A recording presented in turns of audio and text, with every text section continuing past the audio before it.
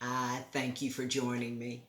I'm going to be reading the Earth class notes written by the 12th Apostle, entitled The Spoken Word. Perhaps the most powerful force upon earth, of which so few are truly aware of its everlasting significance, is within the spoken word. What can the spoken word accomplish? And why does it really matter? Because so few have ever known or cared about what anyone speaks, even the spoken words of the Son of God. What would you consider to be the most significant spoken words ever? All of the words Jesus spoke on earth are important and reveal many things about what he had progressively learned from his mother and his studies of what was available to him that he shared with others in his world travels with this wealthy uncle, Joseph of Arimathea. Jesus came back to the Jerusalem area when he was 40 years old, and he preached his first sermon in the Temple of Jerusalem that caused the religious leaders there to try and kill him, which they eventually did 3 years later by having the ruling Roman government there to crucify him.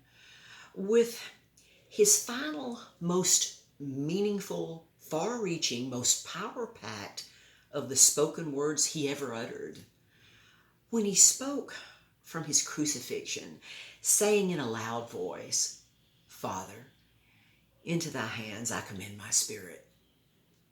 And John, who was there, wrote that Jesus said, "It is finished." In this context, these are the most powerful words ever spoken by mortal lips.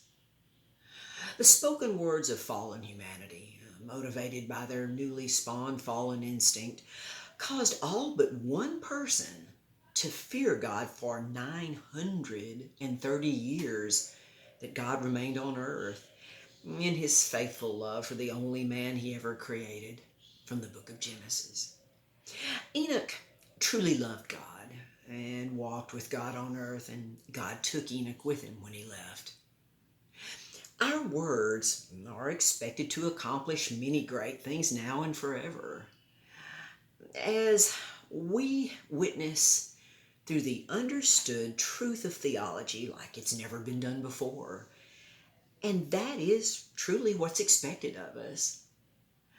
The potential power within the spoken words of God's chosen, like God's progressive plan, is also progressive. Because of this, all that Jesus accomplished for his Father's plan and purpose is ever increasing, progressive, and even subjective to change for the better. Recall the spoken word of Jesus when he said, "Greater works than these shall he do," from the book of John. The power of the spoken word. What will you choose to speak? Choose wisely. Until next time.